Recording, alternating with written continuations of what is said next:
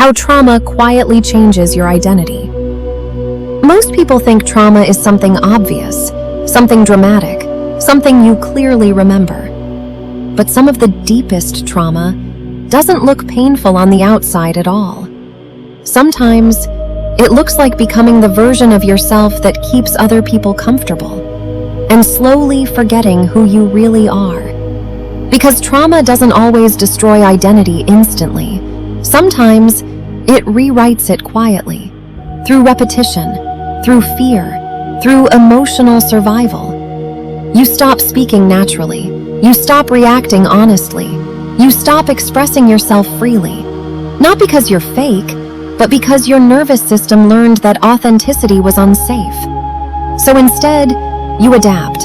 You become easier to handle, easier to predict, easier to accept. And after a while, the performance becomes automatic. You stop realizing you're performing at all. That's the dangerous part. Because eventually, you can spend years becoming someone who feels emotionally acceptable to everyone else, while feeling emotionally disconnected from yourself. And most people never notice when it begins. It starts in small moments. The moment you hide an emotion because you fear rejection. The moment you silence yourself to avoid conflict. The moment your body becomes tense around certain people, even when nothing dangerous is happening. Your nervous system remembers experiences that your conscious mind tries to move past. That's why trauma often lives inside patterns, not memories, patterns. The way you apologize too quickly, the way you over-explain yourself, the way you become hyper-aware of people's tone and reactions, the way silence makes you uncomfortable, the way you emotionally prepare for problems that haven't even happened yet. Most people think this is personality, but many times, it's adaptation. A survival strategy repeated so many times, it became identity. And the strange thing about survival mode is that it can make exhaustion feel normal. You wake up tired. You overthink constantly. You struggle to relax fully. Even during peaceful moments, your body still feels alert, because trauma teaches the nervous system to stay prepared. Prepared for disappointment, prepared for criticism, prepared for abandonment, prepared for emotional danger. And after living that way long enough, the mind starts confusing hypervigilance with safety. You think, if I analyze everything carefully enough, maybe I can avoid getting hurt.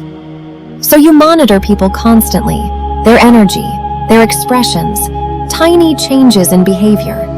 And eventually, you become so focused on reading everyone else that you stop listening to yourself completely. That's why many traumatized people don't actually know what they feel, because for years, their attention was focused outward, on survival, not self-connection. And over time, you stop asking, what do I want? And start asking, what will keep me emotionally safe? That question changes identity completely.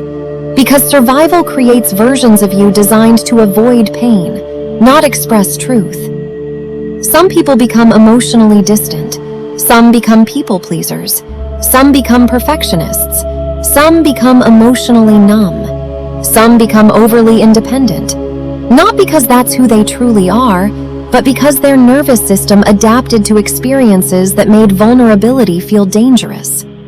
That's why healing can feel confusing at first. Because when survival patterns begin to disappear, many people feel lost. Not peaceful, lost. Because for years, their identity was built around protection, and without those protective patterns, they no longer recognize themselves. That's why healing isn't just emotional.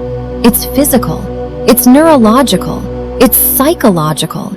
Healing means teaching the body that the danger is no longer happening, that it no longer needs to remain in survival mode.